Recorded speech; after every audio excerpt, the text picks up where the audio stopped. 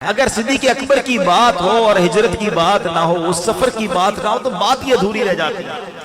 نبی پاک علیہ السلام کو جب ہجرت کا حکم دیا گیا نا تو صدیق اکبر کے پاس نبی پاک تشریف لائے اور فرمایا ابو بکر مجھے ہجرت کی اجازت مل گئی ہے۔ کہتے حضور کیا میں آپ کا رفیق سفر بن سکتا ہوں؟ نبی پاک نے فرمایا ہاں ابو بکر تم میرے رفیق سفر ہو۔ اب آپ خوشی کے مارے رونے لگے۔ حضرت عائشہ صدیقہ فرماتی میں نے زندگی میں پہلی بار دیکھا کہ کوئی خوشی کے مارے بھی روتا ہے۔ اب یہ سفر شروع ہوا مگر یہ خوف کا سفر تھا، بتانا نہیں تھا کسی کو۔ رات کو سفر کے لیے گئے، نبی پاک آج کے حساب سے جدہ کی طرف گئے، یعنی ایک ایسا راستہ اختیار کرنا تھا کہ جو دوسروں کو پتا نہ ہو، نارمل راستہ نہیں تھا۔ اچھا وہاں سے ہوتے ہوئے اس سے پہلے غار ثور میں چلے گئے۔ اب غار ثور جو نہیں گئے ان کو تو نہیں پتا، آج بھی مشکل ہے۔ اب نبی پاک علیہ السلام جب اس غار کی طرف جا رہے ہیں تو صدیق اکبر عرض کرتے ہیں کہ حضور آپ میرے کاندھے پہ تشریف لے آئے۔ یقین کریں آج کے دور میں اکیلے چڑھنا آسان نہیں ہے۔ نبی پاک کو کاندھے پہ سوار کیا کہ کہیں آقا کے قدموں میں کانٹے نہ لگ جائیں۔ اچھا اس سے پہلے جب غار ثور کی طرف جا رہے تھے نا صدیق اکبر نے ایک بڑا نرالا انداز اپنایا۔ پہلے آگے چلتے، تھوڑی دیر بعد دائیں چلتے، پھر لیفٹ پہ آ جاتے، پھر پیچھے چلتے۔ نبی پاک نے کہا ابو بکر یہ کیا کر رہے ہو؟ کہتے حضور جب مجھے خیال آتا ہے کہ دشمن آگے سے حملہ کر دے گا میں آگے آ جاتا ہوں، جب یہ خیال آتا ہے دشمن پیچھے سے حملہ کرے گا حضور میں پیچھے آ جاتا ہوں، جب دائیں طرف دشمن کا خیال آتا ہے حضور میں دائیں طرف آ جاتا ہوں۔ کہا کہ اے ابو بکر تمہارا خیال یہ ہے کہ دشمن جب مجھ پر حملہ کرے تو تمہیں تکلیف ہو مجھے نہ ہو؟ واللہ حضور میری یہی خواہش ہے کہ آپ پر کسی طرف سے بھی حملہ ہو تو پہلے ابو بکر اس کو سہے۔ اللہ اکبر۔ نبی پاک نے ابو بکر صدیق کے لیے جنت کی دعا فرمائی۔ اب جب پہاڑ پر چڑھنے کا وقت آیا صدیق اکبر نے کاندھوں پہ اٹھایا، اوپر جاتے ہیں۔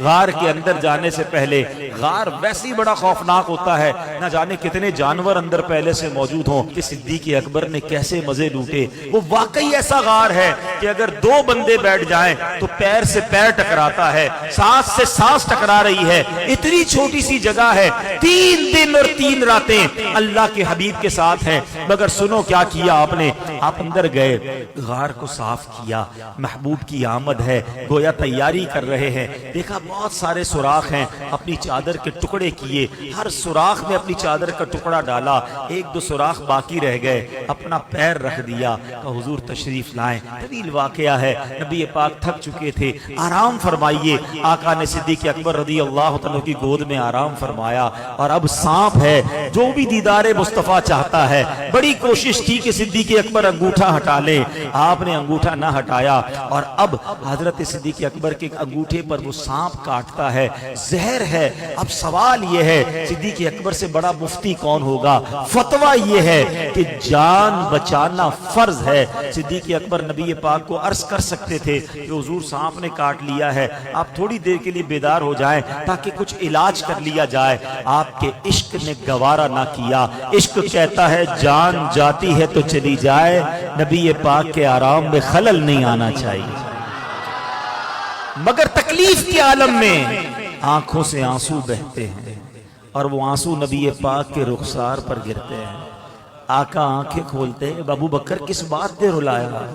کہ حضور سانپ نے کاٹ لیا ہے۔ اللہ اکبر۔ نبی پاک نے کیا کیا؟ اپنا مبارک لعاب دہن نکالا اور صدیق اکبر کے انگوٹھے پر لگا دیا۔ صدیق اکبر کا وہ زہر کا درد جاتا رہا، سبحان اللہ۔ جہاں صدیق اکبر نے جان قربان کی، مقام صحبہ پر مولا علی کی گود میں جب نبی پاک آرام کر رہے تھے، سورج ڈوب رہا ہے، مولا علی سے بڑا عالم کون ہوگا؟ ارے مولا علی کو معلوم تھا نماز پڑھنا فرض ہے، مگر عشق علی نے گوارا نہ کیا۔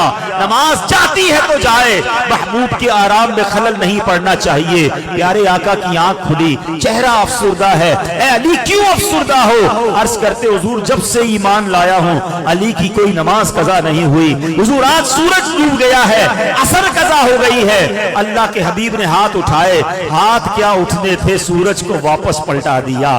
پھر عصر کا وقت آتا ہے، پھر مولا علی نماز پڑھتے ہیں۔ یہ 2 عظیم واقعات ہیں، 2 سب سے بڑے ہم کہہ سکتے مفتیوں کے واقعات ہیں۔ اعلیٰ حضرت کا قلم کیسے خاموش رہ سکتا ہے؟ आला हजरत से सवाल हुआ कि हुजूर जरा ये बताइए, जान बचाना फर्ज, किताबों में तो ये लिखा है, नमाज पढ़ना फर्ज, सबसे अवलीन फर्ज। ये दोनों ने क्या किया, एक ने जान खतरे में डाल दी, एक ने नमाज जाने दी। अच्छा, यहाँ उन लोगों के लिए भी जवाब है जो कहते बताओ किधर लिखा है, हाँ हवाला पेश करो। ओ अल्लाह के बंदो, इश्क की बातें दिलों में लिखी जाती है। कौन सी किताब में लिखा था कि अबू बकर सिद्दीक जान ना बचाते, किधर मसला लिखा था कि मौला अली नमाज कज़ा करते। इन दोनों ने फैसला किया कि इश्क का काम यह है कि नबी पाक की इताअत जरूरी है। आला हजरत अपने 4 शेर में मसला ही हल कर देते हैं। आप फरमाते हैं, मौला अली ने वारी तेरी नींद पर नमाज, और नमाज भी कौन सी, असर को सबसे खतर वाली अहम नमाज कहा गया। मौला अली ने वारी तेरी नींद पर नमाज, और वो भी असर, सबसे जो आला खतर की है। सिद्दीक बल के गार में जान उन पे दे चुके, और हिफ्ज़े जान तो जान फुरूज़े गरर की है। अरे जान बचाना तो फर्ज था, मगर नबी पाक ने क्या किया, ना उनकी नमाज जाने दी, ना इनकी जान जाने दी। हाँ, तूने उन्हें जान, इन्हें फेर दी नमाज, पर वो तो कर चुके जो करनी बशर की है। उन दोनों ने अपने हिस्से का काम कर लिया। अब ये पूरा बयान करने के बाद आला हजरत ने निचोड़ निकाल कर दिया, जो अपना अकीदा मजबूत कर लो। आला हजरत कहते हैं, साबित हुआ कि जुमला फराइज फुरू है, साबित हुआ कि जुमला फराइज फुरू है, असलुल उसूल बंदगी उस्ताज वर की है। अरे आका राजी है तो रब राजी होगा। पढ़ते रहो नमाजें, पढ़ते रहो अल्लाह का नाम। अगर अल्लाह के हबीब की मोहब्बत दिल में नहीं, तुमसे अल्लाह के नबी राजी नहीं है, तो न नमाजें काम आनी है, न रोजे काम आने हैं। जरूर पढ़ो नमाजें, जरूर रखो रोजे, मगर नबी पाक की मोहब्बत दिल में होना जरूरी है। जभी सैयदी आला हजरत ने लिखा, उन्हें जाना, उन्हें माना, ना रखा गैर से काम, लिल्लाहिल हम्द में दुनिया से मुसलमान।